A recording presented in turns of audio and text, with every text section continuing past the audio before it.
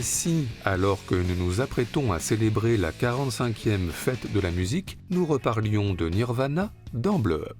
En effet, alors que de nombreux musiciens en herbe s'apprêtent à reprendre dans la rue de nombreux standards du rock, et notamment l'hymne Smells Like Teen Spirit, nous avons eu envie d'évoquer les rapports plutôt féconds que le groupe de Kurt Cobain, Dave Grohl et Chris Novoselic a entretenus avec le 7e art.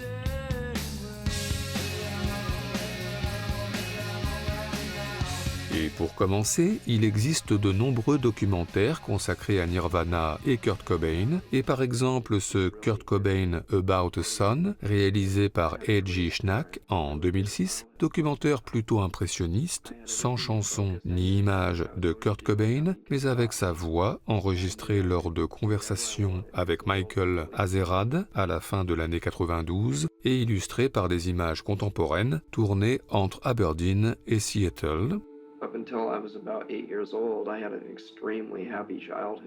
Sinon, pour voir des images d'archives de Kurt Cobain, il faut plutôt se tourner vers le documentaire Montage of Heck, réalisé par Brett Morgen en 2015 et coopté par Courtney Love et la famille Cobain, où l'on peut découvrir moult films familiaux du chanteur à l'enfance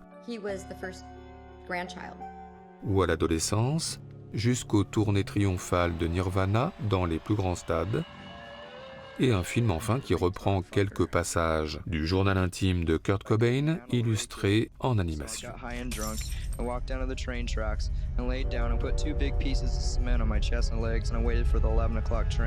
Sinon, on s'en voudrait de ne pas citer le documentaire Sound City, réalisé en 2013 par Dave Grohl lui-même, qui revient sur le mythique studio d'enregistrement Sound City de Los Angeles, qui a accueilli de nombreuses légendes comme Neil Young ou Tom Petty, mais aussi Nirvana donc, pour l'enregistrement de l'album Nevermind au printemps 1991.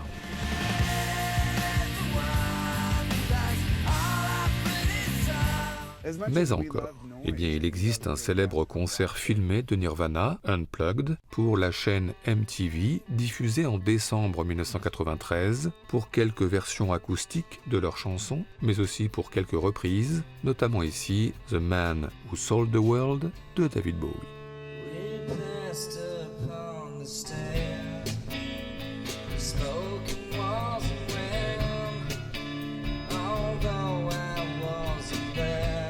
À part ça assez connu, Gus Van Sant a réalisé en 2005 un film autour de Kurt Cobain, Last Days, où le chanteur incarné par Michael Pitt apparaît de loin, de dos, ou le visage dissimulé derrière ses cheveux, bref, un portrait de Kurt Cobain out of focus.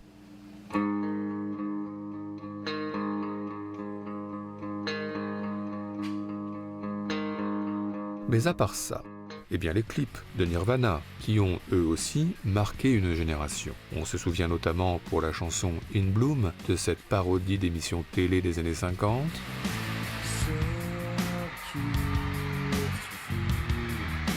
Sinon plus coloré, citons le clip de Heart Shaped Box et son imaginaire morbide que l'on doit au réalisateur Anton Corbijn.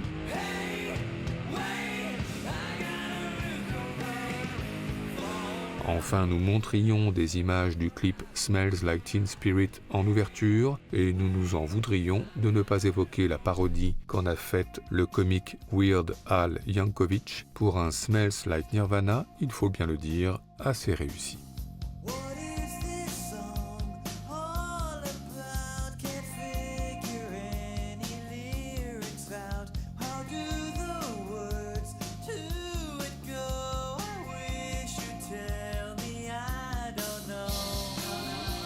Mais enfin, et c'est là où nous voulions en venir, les chansons de Nirvana ont été parfois, ici et là, citées au cinéma et à la télévision. Pour ouvrir un épisode de série, par exemple, comme Scentless Apprentice, écouté en voiture par Matthew Fox dans Lost,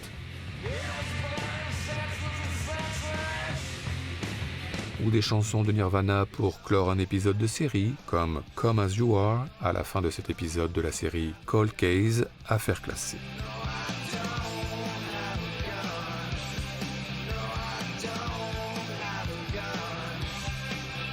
Sinon, les chansons de Nirvana peuvent aussi bien illustrer des scènes d'action survoltées, comme dans Shoot 'Em Up, la chanson bouillonnante Breed,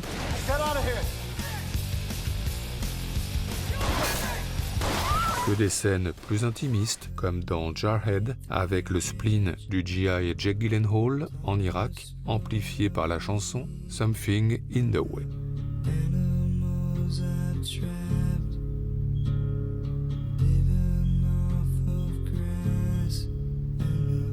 Et puis, des chansons de Nirvana, comme As You Are à nouveau, que l'on peut aussi bien retrouver dans des films de super-héros, comme Captain Marvel,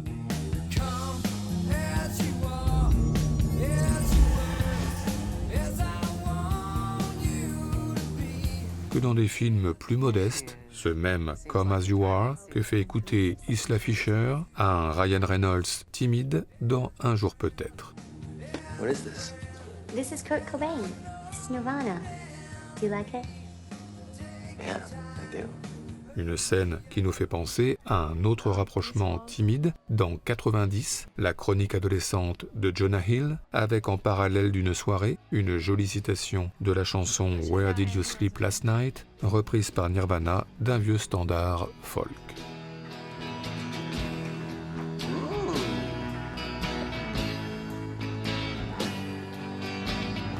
Mais encore, eh bien nous parlions de reprises, il se trouve que les chansons de Nirvana ont à leur tour beaucoup été reprises dans les films ou séries. Une version de Lithium, par exemple, par The Polyphonic Spree, dans cette scène de The Big Short.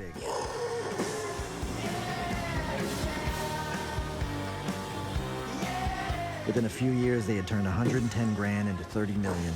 Mais aussi Come As You Are, encore, chanté par Evan Peters dans la saison 4 d'American Horror Story, sous les yeux notamment de Jessica Lange.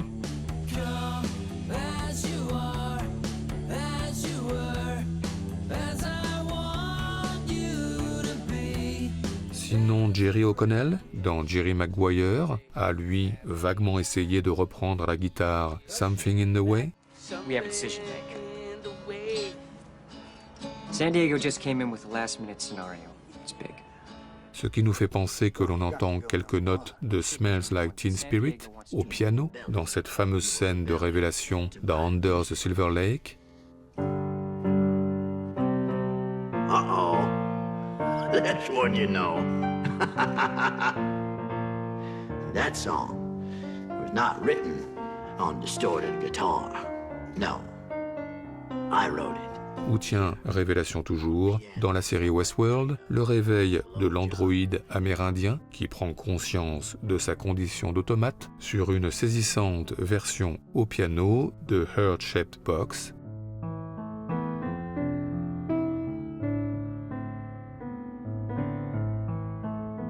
Mais cela dit, question reprise, rien ne vaut sans doute dans cet épisode de South Park, Cartman et ses copains qui entonnent en chœur à l'EHPAD une improbable reprise de Rape Me.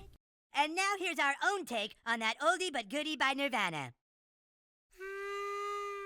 In the cool, cool winter, rape me. In the hot, hot summertime, rape me, my friend. You suck! Hey, hey!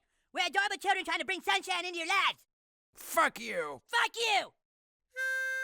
Enfin, et nous en terminerons par cela, le suicide tragique de Kurt Cobain, qui a bouleversé toute une génération, a souvent été évoqué au cinéma ou à la télévision. Une mort brutale qui surprend par exemple Natasha McElhone et David Duchovny dans la série Californication, sur fond de Heart-Shaped Box encore. Kurt Cobain. Une disparition qui bouleverse également Peter Krause dans la série Six Feet Under sur fond de All Apologies. Kurt Cobain died today. Oh. He killed himself. He was just too pure for this world.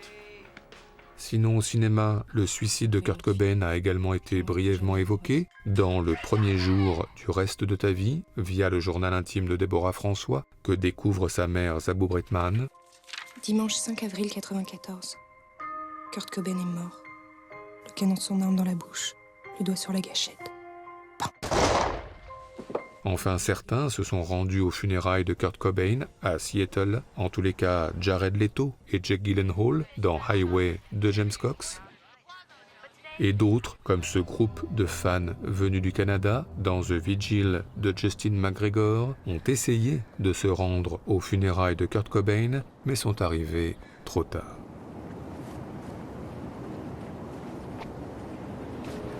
Bref, si on ajoute l'éternel adolescent Seth Rogen et son saillant t-shirt Nevermind dans 40 ans toujours puceau, l'éternel adolescent Vincent McCain et son t-shirt noir et blanc de Kurt Cobain dans Double Vie, Ça ne vient pas à l'esprit qu'il pourrait avoir tort, je sais pas que... et l'éternel adolescent Seth Green et son t-shirt coloré de Kurt Cobain dans Austin Powers. Hello, Scott. Hi. Et si on ajoute le poster de Kurt Cobain qui trône à gauche dans la chambre de Johnny Lee Miller dans Hackers, Do my ears deceive me? et le poster de Kurt Cobain dédicacé qui trône dans la chambre d'Andrew Garfield dans Under the Silver Lake, encore lui, sans oublier la carte postale que découvre Tom Mercier au Gibert Jeune à Paris dans Synonyme, mais aussi la chambre-musée de l'adolescente rebelle Hikari Mitsushima dans Love Exposure, et l'appartement-musée de l'apprentie chanteuse Saadet Aksoy que découvrent Penelope Cruz et Emile Hirsch dans Venir au monde, dans un Sarajevo en feu sur fond de Something in the Way.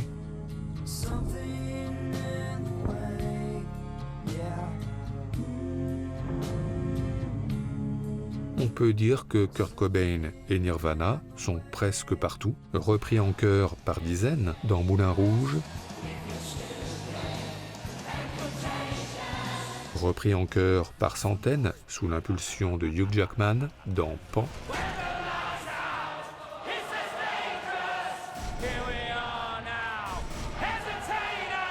ou enfin repris par les Muppets dans les Muppets Le Retour. Et tout ceci nous a, comme d'habitude, donné des envies de classement. C'est donc parti pour notre top 5 subjectif, celui des meilleures citations de chansons de Nirvana au cinéma ou à la télévision, en tous les cas pour nous.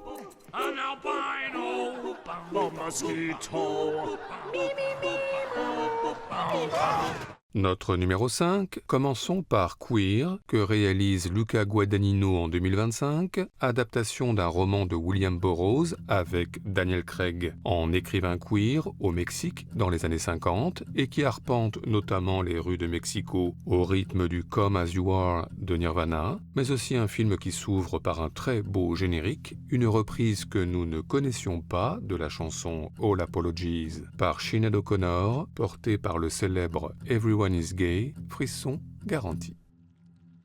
What else should I be?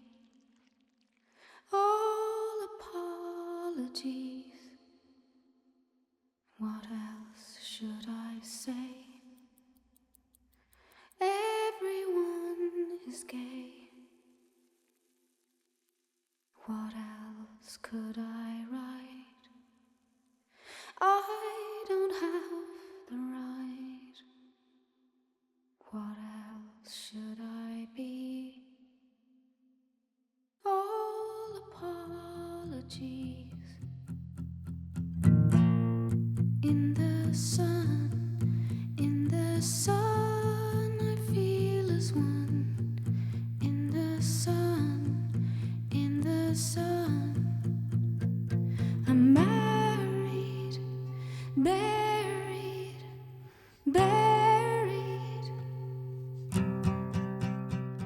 Notre numéro 4, continuons avec une autre reprise de Nirvana et un autre générique, celui de Black Widow, film Marvel signé Kate Shortland, avec donc en ouverture la transformation de Natasha Romanoff, enfant meurtri, en Black Widow, tueuse au sang-froid, une séquence glaçante appuyée par une reprise de l'hymne adolescent Smells Like Teen Spirit, révélée ici par Think Up Anger et Maliachi.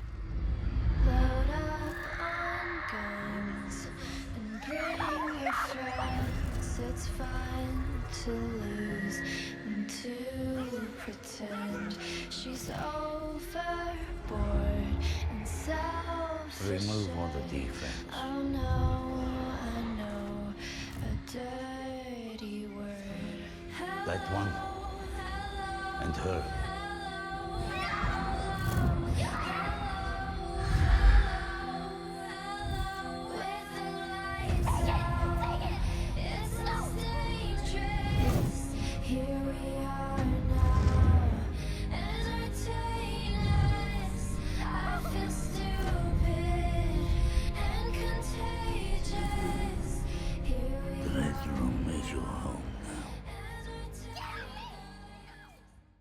Notre numéro 3, les reprises de Nirvana, c'est bien, mais il est quand même grand temps de revenir aux originaux, et pour cela, rien de mieux que Matt Reeves, qui a étonné dans The Batman, énième tentative de renouvellement de la franchise en 2022, mais cette fois, effectivement, porté tout au long du film par le crépusculaire Something in the Way de Nirvana, et notamment ici pour rythmer un échange de regards déchirant entre deux orphelins. Oui, c'est nouveau et c'est beau. Yeah. Kid found him.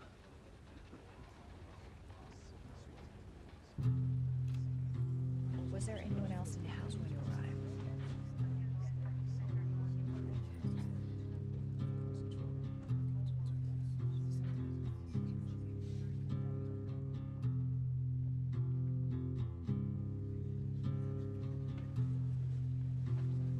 We really gotta go, man.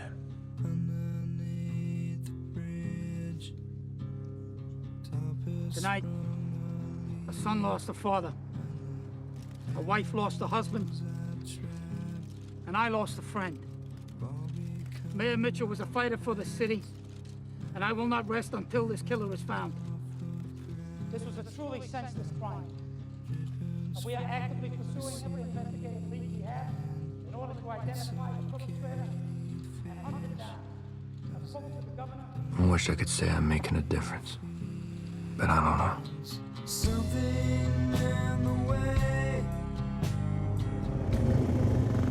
Murder, robberies, assault. 2 years later, they're all up. And now this. The city's eating itself. Maybe it's beyond saving. But I have to try. Push myself.